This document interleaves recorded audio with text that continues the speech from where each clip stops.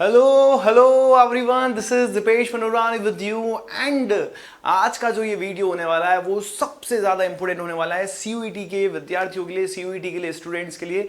तो आज की क्लास में आपके साथ शेयर कर रहा हूं मैं सब्जेक्ट वाइज स्ट्रेटजी, मतलब जो हमारा सब्जेक्ट है बिजनेस स्टडीज, उसकी प्रिपरेशन आपको कैसे करनी है, उसको एग्जीक्यूट कैसे करना है और फिर फाइनली हमें सक्सेस कैसे अचीव करनी है। वो सारी चीज़ें कि आप कैसे सीयूईटी की प्रिपरेशन कर रहे हैं और बिजनेस स्टडी की प्रिपरेशन किस तरीके से की जानी चाहिए, वो इस वीडियो में बताने वाला हूं। उसके साथ साथ बोर्ड प्लस सीयूईटी की तैयारी अगर साथ में कर रहे हैं तो भी ये वीडियो आपके लिए बहुत बहुत ज़्यादा इंपॉर्टेंट होने वाला है दोस्तों। तो इस वीडियो को अंत तक देखना है, लास्ट तक देखना है और हर एक चीज़, हर एक माइन्यूट डिटेल जो है मैं आपके साथ शेयर करने वाला हूं। तो जितने भी स्टूडेंट सीयूईटी की प्रिपरेशन कर रहे हैं, बोर्ड प्लस सीयूईटी की प्रिपरेशन कर रहे हैं, वो इस वीडियो को जरूर देखेंगे। और स्टार्ट करते हैं। जैसा कि आपको पता है सीयूईटी एग्जाम की प्रिपरेशन आप सभी लोग कर रहे हैं।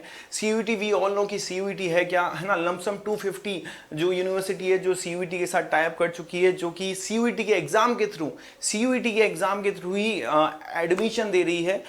तो जितनी भी सेंट्रल यूनिवर्सिटी है वो भी और कुछ स्टेट यूनिवर्सिटी है वो भी। तो कॉमन एग्जाम एक आपके एंट्रेंस का, जैसे कि पहले के टाइम की बात करें तो 12th के परसेंटेज के बेसिस पे आपको क्या मिलता था, एडमिशन मिलता था। सेंट्रल यूनिवर्सिटी की बात करें, डीयू की बात करें, एसआरसीसी की बात करें, जय हिंद की बात करें, जितनी भी कॉलेजेस हैं वहां पर 12th के एग्जाम के बेसिस पे एडमिशन मिलता था। बट अब सीयूईटी का एग्जाम बहुत इंपॉर्टेंट हो चुका है कि इस एग्जाम के बिना आपको सेंट्रल यूनिवर्सिटी में एडमिशन नहीं मिल पाएगा। अब सीयूईटी की बात करें तो common university entrance test we can say, entrance exam we can say. Medium of exam की बात करें, अगर आप मीडियम सोच रहे हैं सर हिंदी इंग्लिश कौन सा, तो 13 लैंग्वेज है including Hindi and English also. तो 13 डिफरेंट लैंग्वेजेस के थ्रू आप एग्जाम सीख सकते हैं। साल में सिर्फ एक बार ही एग्जाम होता है, तो मौका जो है वो आपको गंवाना नहीं है, साल जो है वो वेस्ट नहीं करना है। जितने भी स्टूडेंट 12th की प्रिपरेशन कर रहे हैं तो मेरी यही एडवाइस रहेगी, 12th के साथ ही आप सीयूईटी की प्रिपरेशन भी करेंगे। ओके। उसके साथ साथ टाइप ऑफ क्वेश्चंस की बात करें, भाई सीयूईटी में कैसे क्वेश्चंस आते हैं, हमारे बोर्ड एग्जाम्स की बात करें, स्कूलिंग एग्जाम की बात करें, वहां पे तो डिस्क्रिप्टिव, एमसीक्यू सभी टाइप के क्वेश्चंस आते हैं। बट सीयूईटी के एग्जाम की बात करें तो सर हमारे पास जो क्वेश्चंस आते हैं वो यहाँ पर एमसीक्यू क्वेश्चंस आएंगे। किस टाइप के क्वेश्चंस आएंगे हमारे पास, एमसीक्यू क्वेश्चंस रहते हैं। एंड देन अगर हम बात करें कि बिजनेस स्टडी का जो सेक्शन है, क्योंकि अभी मैं आपको सारी चीजें कि बिजनेस स्टडी की प्रिपरेशन कैसे करनी है, क्वेश्चन पैटर्न क्या रहेगा, बच्चे को क्या क्या चीजें ध्यान रखनी चाहिए, वो सब कुछ मैं शेयर करूंगा। तो duration of business study section की बात करें तो 45 मिनट्स रहती है। ठीक है, तो यहां पे बिजनेस स्टडी की बात करें तो 45 मिनट्स यू विल गेट। और यहां पर आपको number of questions, maximum number of question कितने मिलने वाले हैं आपको पेपर के अंदर, 50 क्वेश्चंस मिलने वाले, 50 क्वेश्चन मिलने वाले हैं। और इसमें से आपको कितने अटेंड करने हैं, 40 क्वेश्चंस आपको अटेंड करने हैं। 50 क्वेश्चन मिलेंगे, अटेंड कितने करने हैं, 40 क्वेश्चन अटेंड करने हैं। और जो यहां पर हर एक क्वेश्चन है उसकी मार्किंग है, हर एक क्वेश्चन की मार्किंग है। अगर हम मार्किंग की बात करें तो अगर आप एक राइट क्वेश्चन करते हो तो 40 + 5, अगर सारे क्वेश्चन राइट हो जाते हैं तो यहाँ पे टोटल नंबर ऑफ मार्क्स कितने आ जाएंगे, 200 आ जाएंगे। अगर आपने एक क्वेश्चन रॉन्ग कर दिया है, ठीक है, तो नेगेटिव मार्किंग भी है हर एक राइट क्वेश्चन का। एवरी राइट क्वेश्चन के लिए 5 number you will get. And अगर आपने क्वेश्चन रॉन्ग किया है तो यहां पर आपको -1 मिलेगा। ध्यान रखना, ये नेगेटिव मार्किंग है, this is called negative marking. अगर आपने रॉन्ग क्वेश्चन किया है तो -1। अगर क्वेश्चन अटेंड ही नहीं किया है तो क्या उसके भी मार्क्स कटेंगे क्या सर, नहीं। अगर आपने क्वेश्चन छोड़ दिया है, अनअटेम्प्ट है क्वेश्चन, तो उसका कोई मार्क्स डिडक्ट नहीं होगा। तो मतलब अगर आपने क्वेश्चन राइट अटेंड किया तो +5, रॉन्ग किया तो -1, अनअटेम्प्ट किया तो 0, मतलब कि ना तो आपको मार्क्स मिलेगा और ना ही आपका मार्क्स डिडक्ट होगा। अंडरस्टूड। तो ये चीज आप याद रखें। मैक्सिमम हमारे पास 200, तो मतलब हमारी आज की जो क्लास है सर, हमारा ये जो वीडियो है उसमें आपका टारगेट क्या रहना चाहिए सर, हमारा टारगेट है सर 200। कैसे 200 में से 200 अचीव करने हैं, कैसे 200 में से 200 अचीव करने हैं।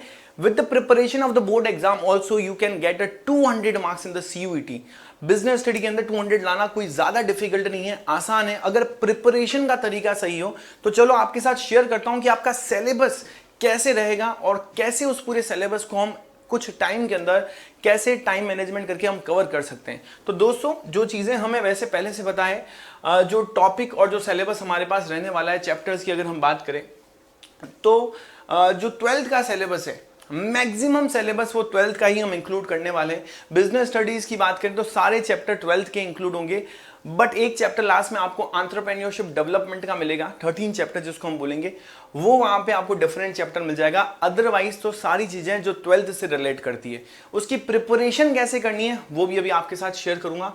तो सबसे पहले नेचर एंड सिग्निफिकेंस, जो हमारे चैप्टर का नाम है, नेचर एंड सिग्निफिकेंस और मैनेजमेंट की बात करें हमारे पास, तो नेचर एंड सिग्निफिकेंस और मैनेजमेंट की बात करें तो मैनेजमेंट के कंसेप्ट, मैनेजमेंट के ऑब्जेक्टिव्स।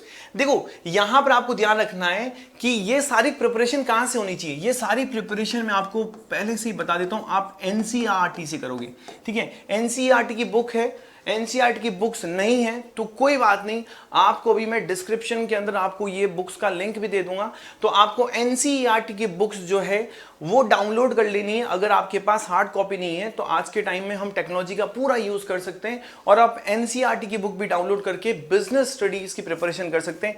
याद रखना, एनसीईआरटी की बुक से कंटेंट को रीड करना है, रीड कैसे करना है उसका तरीका भी बताएंगे। तो हमारे पास टॉपिक क्या क्या है, सब टॉपिक की बात करते हैं। तो मैं मैनेजमेंट की बात करूंगा तो मीनिंग और कंसेप्ट तो है ही, कि डेफिनेशन पढ़ेंगे, डेफिनेशन पे एफिशिएंसी और इफेक्टिवनेस वाले क्वेश्चन बन सकते हैं। उसके अलावा तो मतलब एक क्वेश्चन फिक्स हो गया, किसका सर, एफिशिएंसी और इफेक्टिवनेस का, एफिशिएंसी और इफेक्टिवनेस का एक क्वेश्चन फिक्स हो गया, ओके, एफिशिएंसी और इफेक्टिवनेस का एक क्वेश्चन फिक्स हो गया, ओके। अब उसकी बात करूं तो यहां पे ऑब्जेक्टिव का भी क्वेश्चन बनेगा। ऑब्जेक्टिव्स की बात करें तो they are organisational, social, personal, individual objectives होते हैं ऑर्गेनाइजेशन के। नेचर ऑफ मैनेजमेंट से एक क्वेश्चन 100% पूछा जाएगा, 1 से 2 क्वेश्चन यहां पे नेचर ऑफ मैनेजमेंट के पूछेंगे, जिसमें management as a science, management as an art और मैनेजमेंट एज अ प्रोफेशन के क्वेश्चन आएंगे।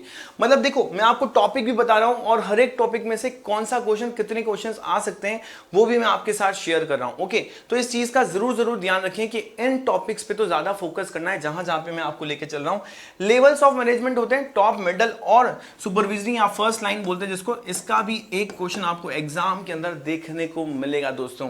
एंड देन मैनेजमेंट के फंक्शंस की बात करें तो planning, organising, staffing, directing and controlling की बात करें, इसका हो सकता है क्वेश्चन आपको देखने को नहीं मिले क्योंकि ये सारे चैप्टर सेपरेटली हमारे पास बुक में गिवन है, ठीक है। तो फंक्शंस में से क्वेश्चन नहीं भी मिले तो कोई टेंशन नहीं लेनी है, और मिल भी जाए तो भी कोई टेंशन नहीं, क्योंकि अकॉर्डिंगली ये सारे चैप्टर हमारे पास 4, 5, 6, 7, 8 ये सारे चैप्टर हमारे पास गिवन है। कोऑर्डिनेशन, इसको मैं सबसे ज्यादा इंपॉर्टेंट मानता हूं और ये इंपॉर्टेंट हर जगह के लिए। अगर आप बोर्ड एग्जाम की प्रिपरेशन कर रहे हैं तो बोर्ड एग्जाम में भी ये टॉपिक पूछा जाएगा। अगर आप सीयूईटी की प्रिपरेशन कर रहे हैं तो सीयूईटी में, मतलब ये दोनों जगह पे ही बहुत ज्यादा इंपॉर्टेंट रहेगा दोस्तों, ठीक है। Whether you are preparing for the board exam, whether you are preparing for the CUET, दोनों के लिए ही कोऑर्डिनेशन जो टॉपिक है वो बहुत ज्यादा इंपॉर्टेंट रहेगा। कोऑर्डिनेशन में क्या पढ़ना है, कोऑर्डिनेशन के अंदर ये जरूर पढ़ लेना कि why coordination is the essential for the management. Coordination एक एसेंशियल एलिमेंट क्यों है मैनेजमेंट का, उसके बेसिस पे एमसीक्यू भी बन सकता है, उसके बेसिस पे डिस्क्रिप्टिव भी बन सकता है, उसके बेसिस पे स्टेटमेंट वाइज क्वेश्चन भी पूछ सकता है दोस्तों। तो इस चीज का जरूर ध्यान रखें कि यहां पे फर्स्ट चैप्टर जो है उसका पूरा कंटेंट का मैंने यहां पर आपको सार बता दिया कि किस टाइप के क्वेश्चन, किस किस टाइप के क्वेश्चन यहां पे बनेंगे, ठीक है। आगे लेके चलूंगा क्वेश्चन पैटर्न पे, बट उससे पहले यहां पर थोड़ी और बात करेंगे प्रिंसिपल्स ऑफ मैनेजमेंट। सबसे इंटरेस्टिंग, सबसे शानदार चैप्टर वी कैन से कि पूरी बुक का सबसे इंटरेस्टिंग चैप्टर कहते हैं हम इसको, क्योंकि यहां पे जो दो लोग हैं जिन्होंने बहुत सारी बातें कही है, एक है हेनरी फेयोल सर और एक है FW टेलर सर, मतलब कि फ्रेडरिक विंसलो टेलर ने भी बहुत सारी बातें की है। एक में हमने पढ़ा है एडमिनिस्ट्रेटिव मैनेजमेंट, तो यहां पे सबसे ज्यादा इंपॉर्टेंट है sir Fayol principle of management, जिसमें 14 प्रिंसिपल्स के आपको नेम याद होने चाहिए। और नेम याद करने की ट्रिक जो है मेरी क्लासेस में है, मेरे आप YouTube पे वीडियो देख सकते हैं उसमें भी है, तो कैसे आप नेम लर्न करेंगे 14 प्रिंसिपल्स के वो भी आपको मिल जाएंगे। और टेलर साइंटिफिक मैनेजमेंट की बात करें और प्रिंसिपल एंड टेक्निक की बात करें तो टेक्निक के आप करीब करीब एक क्वेश्चन समझो टेक्निक का, है ना, 2 क्वेश्चन समझो साइंटिफिक मैनेजमेंट के, 2 क्वेश्चन समझो फेयोल के, तो यहां से भी 5 क्वेश्चन उठा के सीयूईटी के अंदर आ सकते हैं दोस्तों। एमसीक्यू क्वेश्चन का पैटर्न रहता है तो एमसीक्यू क्वेश्चंस आपको मिलेंगे, ठीक है। उसके लिए सबसे ज्यादा इंपॉर्टेंट यही है कि आपका कंसेप्ट क्लियर होना चाहिए। कंसेप्ट कहां से क्लियर होता है, कंसेप्ट क्लियर होगा सर आप जब एनसीईआरटी को अच्छे से रीड करोगे, बहुत अच्छे से रीड करोगे तो वहां से आपका कंसेप्ट क्लियर होगा। अगर कंसेप्ट रीड करने के बाद भी क्लियर नहीं हो रहा है तो बहुत सिंपल एडवाइस मैं आपको दूंगा, बोर्ड प्लस सीयूईटी का महापैक चल रहा है उत्कर्ष क्लासेस पे, वहां पे जाकर आप क्या कर सकते हैं, उस कोर्स को परचेज कर सकते हैं, क्योंकि जितने भी एजुकेटर, जितने भी टीचर्स वहां पे पढ़ाई करा रहे हैं, आपको पढ़ा रहे हैं, समझा रहे हैं, सीयूईटी की प्रिपरेशन करा रहे हैं, बोर्ड की प्रिपरेशन करा रहे हैं, वो आपको एनसीईआरटी के बेसिस भी करा रहे हैं, तो वो सबसे ज्यादा हेल्पफुल रहेगी दोस्तों, ठीक है, क्योंकि वहां पे आपको बहुत सारे क्वेश्चंस और क्विजेस मिलने वाले हैं, जिसकी प्रैक्टिस करेंगे, जो पैटर्न होगा वो आपको समझ में आएगा और उसकी प्रैक्टिस करेंगे तो आपको बहुत बहुत बेनिफिट होगा। ओके, थर्ड चैप्टर है हमारे पास बिजनेस एनवायरनमेंट। बिजनेस एनवायरनमेंट में अगेन मीनिंग और इंपोर्टेंस हर जगह इंपोर्टेंट रहता है, कोई भी चैप्टर हो उसका मीनिंग और इंपोर्टेंस बहुत इंपोर्टेंट रहेगा। फिर उसकी बात करें तो डायमेंशन, डायमेंशन का मैंने आपको एक ट्रिक बता रखा है सर, SLEPT ये डायमेंशन है और ये डायमेंशन बहुत ज्यादा इंपॉर्टेंट रहेगा। हर एक डायमेंशन से एक क्वेश्चन समझो तो 5 क्वेश्चन बनते हैं, बट सारे डायमेंशन के क्वेश्चन आना पॉसिबल नहीं है। बट कौन कौन से डायमेंशन के क्वेश्चन एग्जाम में पूछता है, एक तो पॉलिटिकल पूछेगा, एक इकोनॉमिकल बोलेगा, एक क्वेश्चन यहां से, एक क्वेश्चन यहां से और एक टेक्नोलॉजी का क्वेश्चन पूछने के चांसेस हैं। ठीक है, लीगल से क्वेश्चंस कम पूछता है, बट फिर भी सोशल और लीगल भी पढ़ के जाना है तो यहां से भी 1-1 क्वेश्चन के चांसेस हो सकते हैं दोस्तों। ओके, तो ये चीज का ध्यान रखेंगे, डायमेंशन से क्वेश्चन 100% एग्जामिनर आपसे उठा के पूछेगा CUET के अंदर। और यहां पे आपको ध्यान रखना है कि जब भी हम इस टॉपिक की प्रिपरेशन करेंगे तो थोड़ा सा ज्यादा फोकस देना है, क्योंकि सर ने बोला है कि हाँ यहां से तो क्वेश्चन 100% आ रहा है, तो ये चीज भी आप ध्यान रखेंगे। उसके बाद अगर मैं बात करूं इकोनॉमिक एनवायरनमेंट इन इंडिया, तो इकोनॉमिक एनवायरनमेंट की अगर हम बात करें my dear friends and students, तो impact of government policy, new economic reforms की बात कर रहा हूं यहां पर, मतलब कि 1991 में जो न्यू इकोनॉमिक रिफॉर्म्स हुए थे, 1991 के अंदर न्यू इकोनॉमिक रिफॉर्म्स हुए थे, उसमें हमने पढ़ा था LPG क्लास 12th में।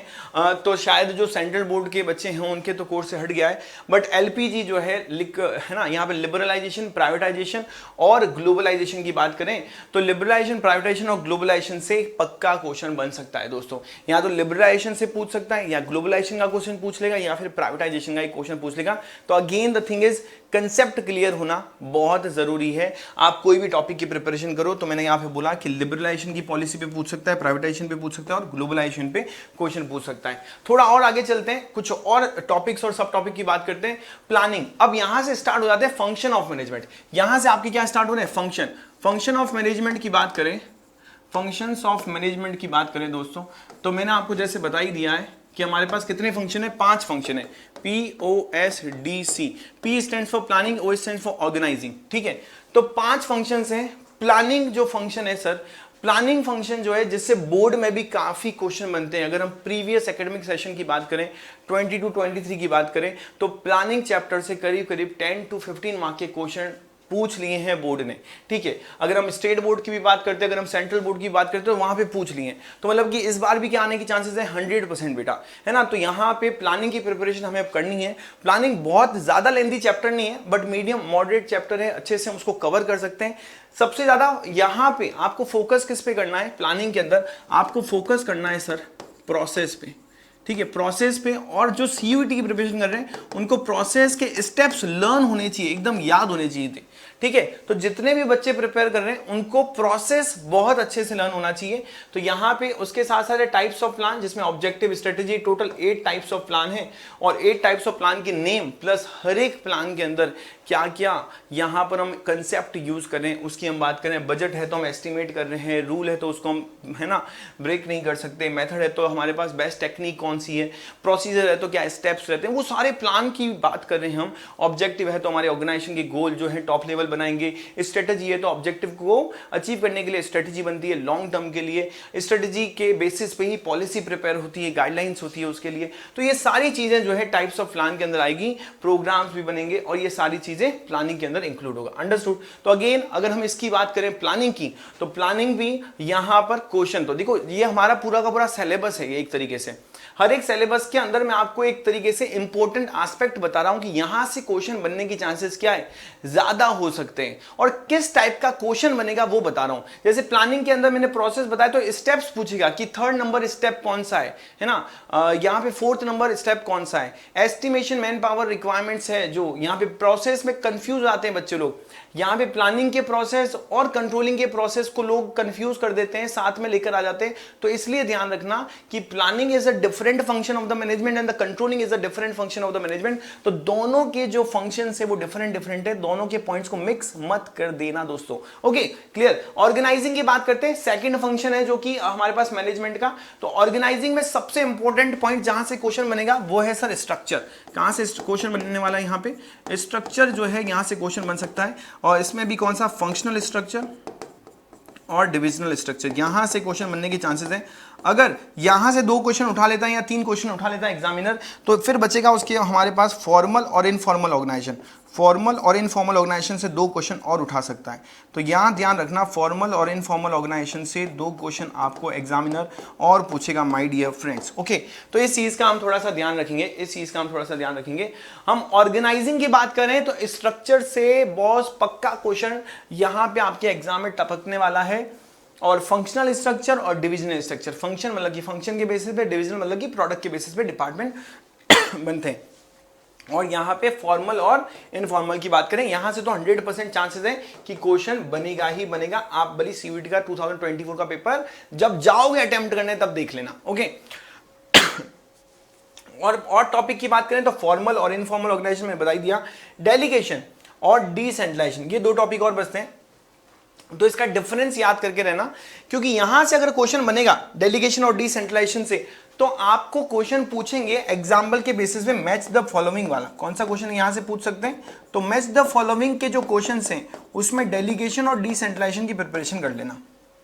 ठीक है, मैच द फॉलोइंग के क्वेश्चन बन सकते हैं यहां पर डेलीगेशन और डिसेंट्रलाइजेशन। जैसे मैंने टाइप्स ऑफ प्लान बनाए, यहां से भी मैच द फॉलोइंग वाले क्वेश्चन बन सकते हैं, मैच द फॉलोइंग वाले क्वेश्चन यहां से भी बन सकते हैं दोस्तों। ओके माय डियर फ्रेंड्स, तो इन सच केस किस टाइप के क्वेश्चन मैं बता रहा हूं, कौन से टॉपिक से बन जाएंगे। ठीक है, जब मैंने यहां पे बताया तो यहां पे आपको प्लानिंग प्रोसेस में स्टेप्स एमसीक्यू नॉर्मल क्वेश्चन पूछेगा। ठीक है, जहां पे हम डेलीगेशन और डिसेंट्रलाइजेशन की बात करें, टाइप्स ऑफ प्लान की बात करें, तो यहां से मैच द फॉलोइंग वाले क्वेश्चन बन जाएंगे, मैच द फॉलोइंग वाले क्वेश्चन बन जाएंगे। फंक्शनल और डिविजनल स्ट्रक्चर की बात करूं तो यहां से बच्चों बनेगी केस स्टडी, यहां से कौन सा क्वेश्चन बनेगा, केस स्टडी टाइप वाले क्वेश्चन बन जाएंगे। ओके, तो ये चीज का थोड़ा सा ध्यान रखना है कि किस टाइप के क्वेश्चन एग्जामिनर पूछ सकता है। तो टॉपिक की प्रिपरेशन तो हर बच्चा कर रहा है, टॉपिक हर एक टॉपिक को हर एक बच्चा पढ़ रहा है, 12th में भी पढ़ लिया है, सीयूईटी की अलग से प्रिपरेशन भी कर रहा होगा और आगे भी करेगा।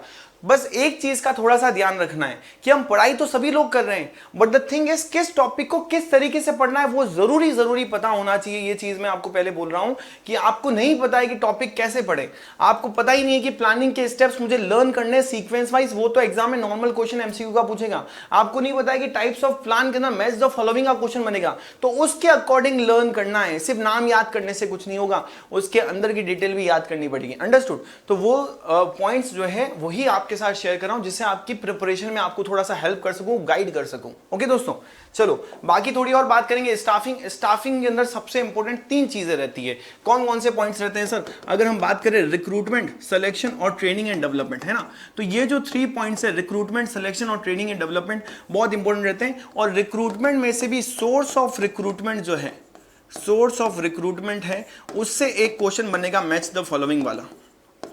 ओके, उससे एक क्वेश्चन बनेगा मैच द फॉलोइंग का। अगर हम बात करें सिलेक्शन, तो सिलेक्शन का जो प्रोसेस है उससे एक क्वेश्चन बनेगा एमसीक्यू, नॉर्मल एमसीक्यू वाला क्वेश्चन बनेगा। ओके, तो यहां पे अगेन प्रोसेस जो रहते हैं वो हमेशा से इंपॉर्टेंट रहेंगे। आप चैप्टर नंबर 1 की बात करें, चैप्टर नंबर 13 की बात करें, अगर किसी भी चैप्टर के अंदर प्रोसेस की बात की गई है तो प्रोसेस तो एज ऑलवेज इंपॉर्टेंट रहेगा। प्रोसेस को पढ़ के जाना ही है दोस्तों।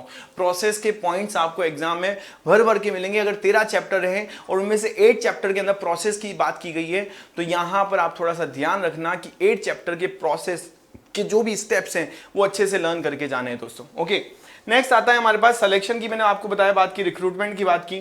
ठीक है, उसमें प्रोसेस आपको ध्यान रखना है, यहाँ पे सोर्स आपको ध्यान रखना है। ट्रेनिंग एंड डेवलपमेंट में आपको डिफरेंस थोड़ा सा ध्यान रखना है। ठीक है, यहाँ पे डिफरेंस लर्न करके जाना है दोस्तों, यहाँ पे डिफरेंस लर्न करके जाना है। डिफरेंस पूछ लेगा एग्जाम के अंदर, यहाँ पे बेसिस ऑफ डिफरेंस पूछ लेगा एग्जाम के अंदर, तो इस तरीके से क्वेश्चन पूछ लेगा। ओके, नेक्स्ट अगर हम बात करें डायरेक्टिंग की, तो डायरेक्टिंग के अंदर अगेन द मोस्ट इंपॉर्टेंट चीज है एलिमेंट्स। डायरेक्टिंग में क्वेश्चन कहां से आएगा? एलिमेंट्स से। अब एलिमेंट्स की बात करें तो सुपरविजन पे एक सिंपल क्वेश्चन बनेगा, इसमें कोई इतना है ना, गाइड का काम करता है, सुपरविजन होता है, वो गाइड का काम करता है, सुपरवाइज करता है काम को, तो इतना इंपॉर्टेंट नहीं है। बट मोटिवेशन की बात करूं तो मोटिवेशन इंपॉर्टेंट है। और वो क्यों इंपॉर्टेंट है? क्योंकि मास्लोस के मोटिवेशन थ्योरी है, मास्लो सर की मोटिवेशन थ्योरी है। और वो एग्जाम में, वो बोर्ड एग्जाम हो, वो सीयूईटी का एग्जाम हो, तो हर टाइम आपको एग्जाम में मिल जाएगी, ध्यान रखना, आपको हर वक्त एग्जाम में मिलेगी। मास्लो सर की जो पिरामिड थ्योरी बोल सकते हैं, मोटिवेशनल हायरार्की थ्योरी बोल सकते हैं, जिसमें हमारे पास 5 पॉइंट हैं, उनकी हम बात करें तो बहुत इंपॉर्टेंट है। अगेन ये भी इंपॉर्टेंट रहेगा, यहां से क्वेश्चन बनेगा क्योंकि प्रोसेस यहां पर पॉइंट्स आएंगे और वो पॉइंट्स का मीनिंग जो है आपको एमसीक्यू में पूछ सकता है। यहां से मोटिवेशन की थ्योरी से मैच द फॉलोइंग का क्वेश्चन पूछ सकता है कि भाई मास्लो सर की ये थ्योरी है यहां पर, और यहां पे उससे रिलेटेड पॉइंट्स दे रखे होंगे, उनको हमें फॉलोइंग पॉइंट्स को 5 पॉइंट्स को 4 पॉइंट्स को मैच करना पड़ेगा। क्लियर। लीडरशिप की बात करें तो यहां पर आपसे पूछेगा क्वालिटी ऑफ गुड लीडर, एक अच्छे लीडर की क्वालिटी क्या होती है, क्वालिटी ऑफ गुड लीडर, यहां से क्वेश्चन ये आ सकता है।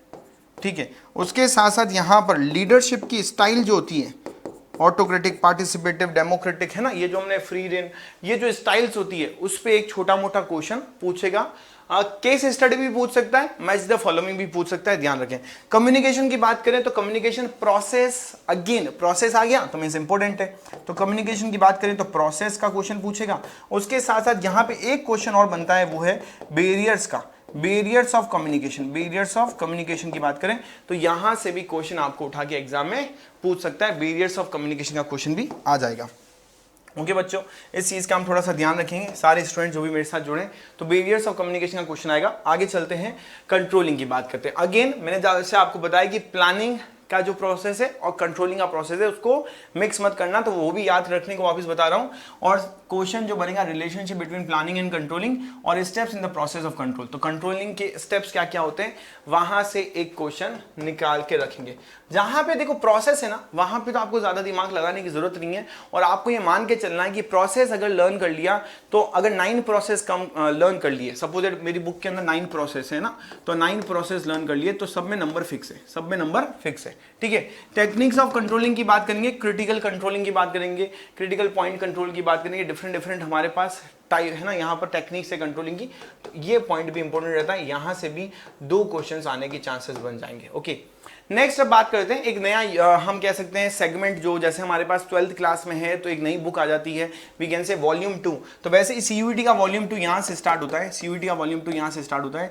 बिजनेस फाइनेंस से स्टार्ट करते हैं। बिजनेस फाइनेंस में बिजनेस फाइनेंस का मीनिंग, रोल, ऑब्जेक्टिव, ये सारी चीजें रहेगी, बट उसके साथ जो इंपॉर्टेंट चीज रहेगी कि फाइनेंशियल प्लानिंग क्या होती है, और फाइनेंशियल प्लानिंग की बेटा इंपॉर्टेंस सभी बच्चे पढ़ के जाएंगे। इंपॉर्टेंस से क्वेश्चन बनेगा, एक फाइनेंशियल प्लानिंग की इंपॉर्टेंस से क्वेश्चन बनेगा, और उसके साथ इंपॉर्टेंट है सर कैपिटल स्ट्रक्चर के दोनों पार्ट, फिक्स्ड और working capital. Fix capital for the long time period, working capital for the short time period. Accountancy में भी पढ़ रखा है ये सेम कंसेप्ट। तो उसके फैक्टर्स जो होते हैं, उसके जो फैक्टर्स होते हैं ना, वो फैक्टर्स पे क्वेश्चन बनेगा। यहाँ पे कितने क्वेश्चन, 2 से 3 क्वेश्चन यहाँ बन सकते हैं, 2 से 3 क्वेश्चन फैक्टर्स से रिलेटेड पूछ सकता है। मतलब कैपिटल स्ट्रक्चर के अंदर आपको 2 से 3 क्वेश्चन देखने को एग्जाम में मिल जाएंगे बिजनेस फाइनेंस के अंदर। Okay my dear friends and students, आगे बात समझ में, ठीक है। उसकी बात करें फाइनेंशियल मार्केट, अगेन यहाँ पे स्टॉक मार्केट से रिलेटेड क्वेश्चंस हैं, तो यहाँ पर आपको करंट सिचुएशंस से रिलेटेड क्वेश्चन बनेंगे। मनी मार्केट की बात करें तो मनी मार्केट में कितने इंस्ट्रूमेंट हैं, मनी मार्केट के 5 इंस्ट्रूमेंट्स हैं, कितने टोटल 5 इंस्ट्रूमेंट है, तो 5 इंस्ट्रूमेंट पे क्वेश्चन बन सकते हैं। उसके बाद अगर हम बात करें कैपिटल मार्केट, तो कैपिटल मार्केट से भी क्वेश्चन उठा के पूछेगा। यहाँ पर दो क्वेश्चन यहाँ से पूछेगा, सर यहाँ पे एक क्वेश्चन पूछ सकता है, तो 3 क्वेश्चन तो यहाँ पे मैंने आपको बता दिए। 2-3 क्वेश्चन यहाँ पे हो गए। कैपिटल मार्केट में हमारे पास प्राइमरी एंड सेकेंडरी मार्केट होगा। प्राइमरी मार्केट की बात करें तो यहाँ पे फर्स्ट टाइम इश्यू जिसको हम बोलते हैं आईपीओ, एफपीओ, फुल फॉर्म्स जो भी होते हैं बेटा, फुल फॉर्म्स एक बार थोड़ा याद करके जाएंगे। अगर हम बात करें फुल फॉर्म की तो क्या क्या इंपॉर्टेंट रहते हैं इस चैप्टर के अंदर, जैसे आईपीओ हो गया, एफपीओ हो गया, ठीक है, सेबी हो गया, ठीक है, एनएसडीएल हो गया, सीडीएसएल हो गया, एनएसडीएल हो गया, सीडीएसएल हो गया। ये जो फुल फॉर्म्स है ना बेटा, ये सारे आप याद करके जाएं। एग्जाम में फुल फॉर्म भी पूछ सकता है, इस चैप्टर के अंदर से फुल फॉर्म आने के चांसेस ज्यादा रहते हैं क्योंकि काफी सारी फुल फॉर्म्स हैं, ठीक है। तो ध्यान रखना, अगर जब हम एनसीईआरटी पढ़ रहे हैं तो कुछ पॉइंट्स की फुल फॉर्म नहीं दे रखी, तो गूगल है हमारे पास, उसको फुल फॉर्म वहां से कन्वर्ट है ना लर्न कर सकते हैं, फुल फॉर्म को वहां से पढ़ सकते हैं करके। तो अगर बुक में नहीं गिवन है तो आप वहां से भी सर्च करके एक बार फुल फॉर्म को लर्न कर सकते हैं, अगर आपकी फुल फॉर्म बुक में नहीं गिवन है तो। ओके, नेक्स्ट स्टॉक एक्सचेंज की बात करें, जैसे कि यहाँ पे एनएसई आ गया, ओटीईआई आ गया, है ना, over the counter stock exchange बोलते हैं जिसको, तो इनकी फुल फॉर्म्स भी पूछ सकता है। ट्रेडिंग प्रोसेस आ गया अगेन, तो यहाँ पे स्टेप्स आपको याद करने बहुत जरूरी हो गए, तो स्टेप्स आपको लर्न करने। और सेबी की बात करा, ये सेबी का फुल फॉर्म क्या होता है, सेबी का फुल फॉर्म बच्चे हमेशा गलत करके आते हैं, क्योंकि सेबी के फुल फॉर्म के अंदर आपके पास 2 ऑप्शन आते हैं। एक ऑप्शन में आता है securities and exchange board of India, दूसरा ऑप्शन आता है securities Exchange board of India, ठीक है। तो यहां पे बच्चे हमेशा क्वेश्चन गलत करके आएंगे, यहां पे बच्चे हमेशा क्वेश्चन गलत करके आते हैं कि सेबी का फुल फॉर्म है, एक तो ऑप्शन आएगा Securities and exchange board of India which is right, और Securities Exchange board of India. तो बच्चे सोचते हैं कि एंड की तो कोई रिक्वायरमेंट नहीं है, तो बच्चे ये वाला पॉइंट याद कर देते हैं। तो ये ध्यान रखना, आप लोग ये मिस्टेक बिल्कुल नहीं करें। अगर थोड़ा सा हमें अच्छा सा पेपर करना है तो ये सिली मिस्टेक्स नहीं करें। तो ये रॉन्ग है बेटा, ये दिस इज रॉन्ग और this one is right. Okay, clear है। तो securities and exchange board of India, उसको थोड़ा सा ध्यान रखेंगे। Okay my dear friends and students, clear. और ऑब्जेक्टिव और फंक्शंस मैं यहाँ पे बोलूंगा, सेबी का जो रोल है सर, रोल है ना, रोल है, वो जरूर आप लोग याद रखें। सेबी का जो भी रोल है वो आप अच्छे से लर्न करेंगे। ओके, अब सबसे लेंथी चैप्टर हम बोल सकते हैं बुक का कि मार्केटिंग है। सबसे lengthy chapter we can say marketing है। अब जब चैप्टर लेंथी है तो क्वेश्चंस क्या ज्यादा आएंगे या कम आएंगे? तो यहां से क्वेश्चन आने के चांसेस ज्यादा बन जाते हैं, मतलब कि 5 से 8 क्वेश्चन क्या मार्केटिंग के आ सकते हैं? हाँ सर, मतलब मिनिमम आपको 5 क्वेश्चन तो मिलेंगे ही मिलेंगे एग्जाम के अंदर। अब 5 क्वेश्चन कौन कौन से मिल सकते हैं? आपने मार्केटिंग की फिलोसफीज देखी होगी, तो मार्केटिंग की फिलोसफीज को अच्छे से पढ़ के जाना है बेटा।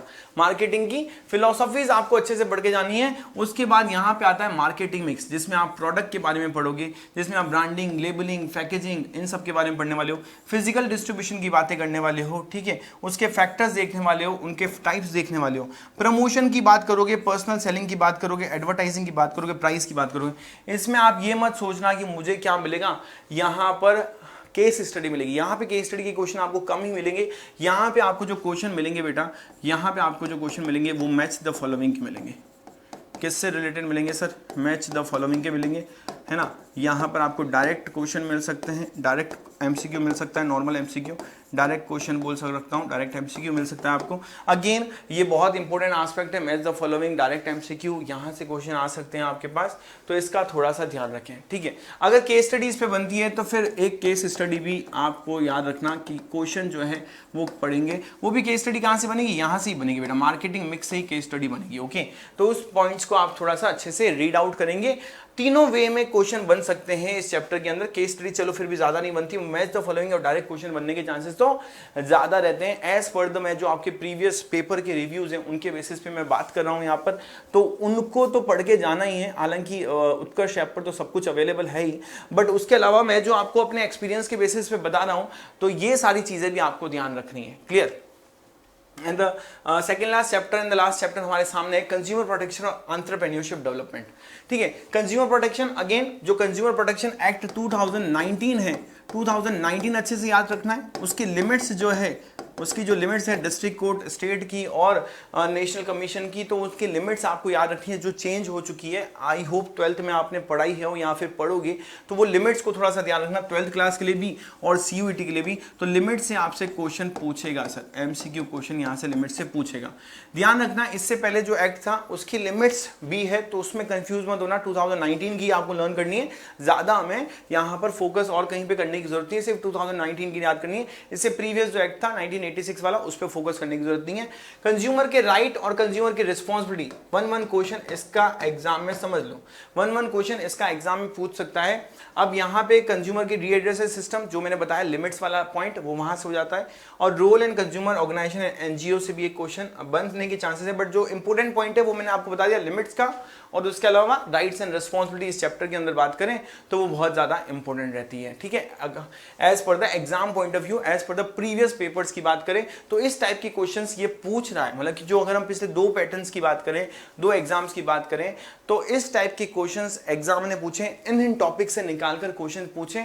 और दोनों अटेम्प्ट की बात करूं तो वो उस सेम टाइप ऑफ क्वेश्चंस को ही लेकर आ रहा है। अंडरस्टूड। तो इस बार भी मतलब एक तरीके से हम बोल सकते हैं ना, जो ट्रेंड सेट कर दिया है यहाँ पर CUET के एग्जाम्स का, वो ट्रेंड को ही हमें फॉलो करना है, उसकी बेसिस पे हमें अच्छे मार्क्स मिल सकते हैं। ठीक है दोस्तों, एंटरप्रेन्योरशिप डेवलपमेंट की बात करें तो अगेन ये पूरा थ्योरेटिकल चैप्टर है हमारे पास। अगेन ये जो पूरा हमारे पास क्या है, थ्योरेटिकल चैप्टर है। तो अगर हम इसकी बात करें तो इसके अंदर ये जो प्रोसेस आता है एंटरप्रेन्योरशिप डेवलपमेंट वाला, उस पर थोड़ा सा फोकस करेंगे, और entrepreneurship value, attitudes and motivation. तो मोटिवेशन वैसे हमने पढ़ लिया है, बट ये वाला मोटिवेशन डिफरेंट है थोड़ा, उसका मीनिंग और कंसेप्ट पढ़ लेंगे। और यहाँ पे अगर हम बात करें प्रोसेस, तो यहाँ से एक क्वेश्चन आपको पूछ सकता है MCQ के अंदर।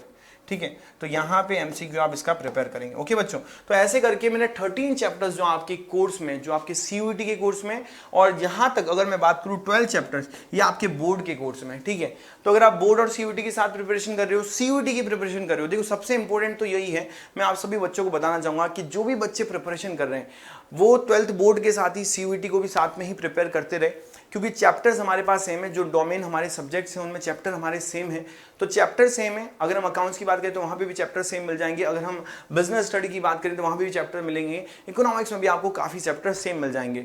तो इसलिए प्रिपरेशन साथ साथ ही स्टार्ट करें, जैसे कि एग्जाम जब आ जाए तो बर्डन ज़्यादा क्रिएट नहीं हो हम पर ज़्यादा प्रेशर नहीं आए, ठीक है। कुछ की पॉइंट्स जो होते हैं वो मैं आपके साथ शेयर करना चाहूँगा, जो कि आपके लिए बहुत इंपॉर्टेंट है कि सर क्वेश्चन पैटर्न क्या रहता है। वैसे मैंने हर टॉपिक के साथ में आपको क्वेश्चन पैटर्न बताया था। सीयूईटी में जो क्वेश्चंस आएंगे हमारे बिजनेस स्टडी के जो क्वेश्चन आएंगे दोस्तों, तो क्वेश्चन पैटर्न क्या रहेगा। ओके, तो सबसे पहले ही बात बताऊं मैं आपको, एमसीक्यू क्वेश्चन पैटर्न रहता है। एमसीक्यू में भी एमसीक्यू किस टाइप के क्वेश्चंस लेकर आता है, तो एमसीक्यू में आपसे पूछेगा सर केस स्टडीज, ठीक है, केस स्टडी टाइप क्वेश्चन पूछेगा। आपको क्या करेगा, एग्जामिनर क्या करेगा, आपको एक पैराग्राफ दे देगा, मींस एक केस स्टडी दे देगा। उस केस स्टडी के बेसिस पे है ना 2 से 5 क्वेश्चन एमसीक्यू के पूछ लेगा, 2 से 5 क्वेश्चन एमसीक्यू के पूछ लेगा एक केस स्टडी के बेसिस पे। जैसे कि एक प्लानिंग की केस स्टडी दे दी, प्लानिंग की केस स्टडी के बाद उसने क्या कर दिया, 2 से 3 क्वेश्चन उसी केस स्टडी से बना लिए, और 2 से 3 केस स्टडी के क्वेश्चन बनाने के बाद उनमें ही आपको आंसर देना है, तो मतलब केस स्टडी बेस्ड क्वेश्चन रहेंगे। नेक्स्ट अगर बात करें तो डायरेक्ट क्वेश्चन रह सकता है, डायरेक्ट एमसीक्यू क्वेश्चन जिसकी हम बात करें। और उसके अलावा अगर हम बात करें तो यहां पर मैच द फॉलोइंग का क्वेश्चन रहेगा, ओके। तो मैच द फॉलोइंग में आपको क्या करना है, आपको यहाँ पर डिफरेंट तरीके से ए टेबल और बी टेबल गिवन होगी, और आपको यहाँ पर क्या करना है, मैच करना है। यहाँ पर आपको मैच करना होगा। जैसे कि हम बात करें कि प्रमोशन, तो प्रमोशन ये ए मैंने क्वेश्चन लिया है सोर्स ऑफ रिक्रूटमेंट का, यहाँ लिख दिया मैंने ट्रांसफर, ठीक है। अब यहाँ पे मैंने लिख दिया इंटरनल और यहाँ मैंने लिख दिया एक्सटर्नल, तो यहाँ पे प्रमोशन किसका है सर, इंटरनल का, और ट्रांसफर भी किसका, इंटरनल का। अगर हम जब यहाँ पे बात करता हूँ एडवर्टाइजमेंट, तो एडवर्टाइजमेंट कौन सा सोर्स है सर, एक्सटर्नल सोर्स है। तो आपको इस चीज का थोड़ा सा ध्यान रखना है, आपको पता होना चाहिए कि मैच द फॉलोइंग के अंदर अगेन द थिंग इज कि आपको अंदर का कंटेंट याद है क्या नहीं। यूट्यूब पे आपको हजारों वीडियो मिल जाएंगे जो सिर्फ पॉइंट्स पढ़कर, सिर्फ पॉइंटर पढ़कर सब कुछ समझाएंगे। अगर उसके भरोसे रह जाओगे बच्चों, उनकी प्रिपरेशन, उनके बेसिस पे प्रिपरेशन करोगे तो बहुत दिक्कत हो जाएगी। मैं बता रहा हूँ बहुत कंफ्यूज हो जाओगे एग्जाम में, क्योंकि अब एग्जाम का पैटर्न जो है ईजी नहीं रहने वाला। फर्स्ट ईयर की बात करें तो कम बच्चों ने एग्जाम दिया था, उसके बाद अभी हम बात करें तो लमसम डबल स्टूडेंट ने एग्जाम दिया, और इस बार जो फॉर्म्स भर रखे हैं तो उससे कहीं ज्यादा लोग अभी बच्चे बैठने वाले हैं सीयूईटी एग्जाम में। तो अब कंपटीशन तगड़ा है, बहुत अच्छा है। तो इसलिए पॉइंटर के बेसिस पे एग्जाम में नहीं जाना कि भाई पॉइंट्स पढ़ लिए, यूट्यूब पे ये वीडियो देख लिया और पॉइंट्स पढ़ लिया और तैयारी हो गई, नहीं बेटा। अब आपको यहाँ पे ध्यान रखना है, आपके पास डिफरेंट टाइप का क्वेश्चन पूछ रहा है ना, एग्जामिनर हर टाइप का क्वेश्चन पूछ रहा है। अगर हम बिजनेस स्टडी की बात करें तो केस स्टडी सबसे ज्यादा टफ रहती है, तो केस स्टडी से रिलेटेड क्वेश्चन पूछ रहा है वो आपसे। और वो स्टेट बोर्ड के बच्चे कभी केस स्टडी नहीं पढ़ते हैं, सेंट्रल बोर्ड ने तो फिर भी 12th बोर्ड में पढ़ रखी है, बट स्टेट बोर्ड के बच्चों ने तो केस स्टडी कभी पढ़ी नहीं होती है। तो यहाँ पे आपको एक चीज का ध्यान रखना है, केस स्टडीज पे भी फोकस करना है जो स्टेट बोर्ड के बच्चे हैं, और सभी बच्चों को फोकस करना है। और match the following, fill up type question, fill up type के भी क्वेश्चन रहेंगे, उसमें आपको क्या देगा, डिफरेंट ऑप्शंस देगा। उसके अलावा आपको मिल सकते हैं यहाँ पर स्टेटमेंट वाइज क्वेश्चन, स्टेटमेंट के अंदर भी वो पूछ लेगा ये सही है या गलत है या बोथ ऑफ द अबव, इस तरीके से आपसे true false statement wise question भी पूछ सकता है। डिफरेंट स्ट्रेटेजी और पैटर्न पे काम करता रहता है हमारे पास। नेशनल टेस्टिंग एजेंसी जो NTA है वो पेपर कंडक्ट करता है, और यहाँ पर एग्जाम पैटर्न में थोड़ा सा आपको ध्यान रखना है कि क्वेश्चन का टाइप कैसा भी हो सकता है। पर द थिंग इज, अगर जिसने अच्छे से प्रिपरेशन की है, सिर्फ पॉइंटर पे फोकस नहीं किया, पॉइंट सिर्फ याद कर लिए, भाई इंटरनल सोर्स ऑफ रिक्रूटमेंट के पॉइंट बता दो, प्रमोशन और ट्रांसफर। अरे प्रमोशन क्या है और ट्रांसफर क्या है, दोनों में डिफरेंस अगर पता हो, दोनों की डिटेलिंग अगर पता हो, तो वहां से क्वेश्चन इस बार पूछेगा। अब यहां पर सीयूईटी का जो पेपर आने वाला है वो मॉडरेट लेवल का था पिछली बार तक। अब आपको क्या लगता है मॉडरेट लेवल का रहेगा? नहीं, बिल्कुल नहीं रहेगा। अब यहां पर एक स्टेप ऊपर पेपर पैटर्न की तैयारी करनी है हमें। डिफरेंट पेपर आपको मिलने वाला है, डिफरेंट तरीके का पेपर मिलने वाला है, तो अपनी टेक्निक भी हमें बदलनी पड़ेगी, हमें अपना तरीका बदलना पड़ेगा, और तैयारी भी उसके अकॉर्डिंग ही करनी पड़ेगी, ठीक है। अब जैसा कि मैंने आपको बोला कि जो तैयारी है, प्रिपरेशन है, उनके लिए कुछ की पॉइंट्स बता देता हूं। सबसे पहले सबसे ज्यादा जरूरी क्या है सर? सबसे ज्यादा जरूरी है कि 12th की प्रिपरेशन के साथ, है ना, 12th की प्रिपरेशन के साथ आपको सीयूईटी की प्रिपरेशन भी करनी है, सबसे ज्यादा important. And the most important thing किस पे फोकस करना है, एनसीईआरटी रीडिंग पर। आपके पास बुक होगी, नहीं तो आप डाउनलोड कर सकते हैं, आपको उस बुक की रीडिंग करनी है बेटा। आप बाकी उत्कर्ष ऐप पर तो जुड़े ही हैं, आप बोर्ड की तैयारी कर रहे हैं, तो जो बच्चे नहीं जुड़े हैं उनके लिए मैं आपको एक सिंपल सी चीज बता दूं कि आपको क्या करना है। आप जाकर उत्कर्ष ऐप पर बोर्ड प्लस सीयूईटी का कोर्स भी परचेज कर सकते हैं, अगर नहीं तो सिर्फ सीयूईटी का कोर्स भी अवेलेबल है डिफरेंट तरीके से, सेपरेटली उसको भी आप परचेज कर सकते हैं। हिंदी और इंग्लिश दोनों ही लैंग्वेज में अवेलेबल है, तो ये एक सबसे बड़ा बेनिफिट आपके लिए रहने वाला है। ओके, तो जो हिंदी मीडियम के बच्चे हैं वो हिंदी का कोर्स परचेज कर सकते हैं, हिंदी लैंग्वेज का, और यहाँ पर जो इंग्लिश मीडियम के बच्चे हैं वो इंग्लिश में कोर्स परचेज कर सकते हैं, सारे सब्जेक्ट आपको इंग्लिश में मिलेंगे। ओके, तो जो यहाँ पर एनसीईआरटी रीडिंग ढंग से करेगा यहाँ पर, उसको अच्छे अच्छे मार्क्स यहाँ पर गेन हो सकते हैं। ठीक है, तो एनसीईआरटी पे तो फोकस करना ही है, उसके साथ साथ यहाँ पर आपको टाइम मैनेजमेंट पे भी फोकस करना है, टाइम मैनेजमेंट पे भी ध्यान रखना है। ठीक है, हर एक सब्जेक्ट के लिए एक टाइम सेट करें, क्योंकि ऐसा नहीं है कि सिर्फ अकाउंट्स, बिजनेस और इकोनॉमिक्स ही है आपके पास, उसके अलावा भी बहुत से सब्जेक्ट्स आपको है ना चूज करने पड़ते हैं। आप हिंदी और इंग्लिश भी चूज कर रहे हैं, आपके साथ मैथ्स भी है, उसके अलावा अगर हम बात करें तो डिफरेंट सब्जेक्ट्स भी आपको मिलने, अगर आप चॉइस करते हैं तो वो भी मिल सकते हैं। ठीक है, तो इसलिए प्रिपरेशन जब भी आप कर रहे हैं, रीजनिंग भी आपको वहां पर मिलने वाला है, तो जो भी आप प्रिपरेशन कर रहे हैं तो आप टाइम मैनेजमेंट जरूर करें। टाइम मैनेजमेंट जितना करें तो ये चीज ध्यान रखें, मैं हमेशा अपने स्टूडेंट से एक बात कहता हूं कि जब आप एग्जाम हॉल में बैठने जा रहे हो, जब आप एग्जाम हॉल में बैठने जा रहे हो तो जो कोर्स है ना वो 100% पूरा होना चाहिए, बाकी की बात तो हम बाद में देख लेंगे। अगर कोर्स ही 80% कंप्लीट करके गए हो तो मतलब कि 20% मार्क्स तो आप अपने घर पे छोड़ के गए हो, और वो मार्क्स अब कभी नहीं मिलने वाले। ठीक है, तो हमेशा कोर्स जो है वो 100% कंप्लीट होना चाहिए आपका कोर्स की प्रिपरेशन 100% लाइटली नहीं लेना है, क्योंकि ये आपकी जिंदगी का पहला कॉम्पिटिटिव एग्जाम होने वाला है। आप जितने भी स्टूडेंट हैं जो 12th कंप्लीट करके एग्जाम देंगे या 12th के साथ एग्जाम देंगे, 12th के एग्जाम देने के बाद एग्जाम देंगे, तो आपकी जिंदगी का पहला कॉम्पिटिटिव एग्जाम है, तो उसको इस तरीके से वेस्ट मत करने देना। उसका रिजल्ट इतना अच्छा होना चाहिए कि मजा आ जाए। ठीक है, तो यहां पर आपकी लाइफ का सबसे फर्स्ट कॉम्पिटिटिव एग्जाम होगा, और 100% कोर्स के साथ अगर एग्जाम में जाते हैं तो फिर 100% रिजल्ट की एक्सपेक्टेशन रख सकते हैं। 80% के साथ हम 100% वाली एक्सपेक्टेशन नहीं रख सकते हैं। तो ये एक सबसे इंपॉर्टेंट बात। और मैं हमेशा अपने स्टूडेंट से एक बात और कहता हूं, प्लानिंग आपकी बेस्ट होनी चाहिए, है ना। तो एक लाइन में यहां लिखूंगा, इफ यू प्लान तो आपको सक्सेस मिल जाएगी, but if you don't plan it means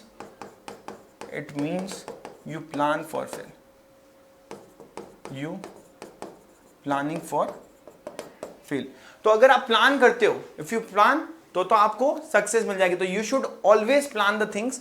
if you don't plan तो यहां पे क्या हो जाएगा, आपको सक्सेस नहीं मिलेगी माय डियर फ्रेंड्स। तो planning is the most important की, आप अपने अच्छे से प्लानिंग करें, कंसेप्ट करें। NCERT reasoning is the golden, है ना, एक गोल्डन रूल है, हम कह सकते हैं एक ब्रह्मास्त्र, एक सबसे बड़ा हमारे पास सोर्स है जिससे क्वेश्चन आपको सीयूईटी में पूछे जाएंगे दोस्तों। ओके बच्चों, तो इस बातों को नहीं भूलें, इन बातों को याद रखें, और ये स्ट्रेटेजी जो है अपनी लाइफ में इंप्लीमेंट करें। जब भी हम 12th और सीयूईटी को साथ में लेकर आगे बढ़े, टाइम मैनेजमेंट अच्छे से करें।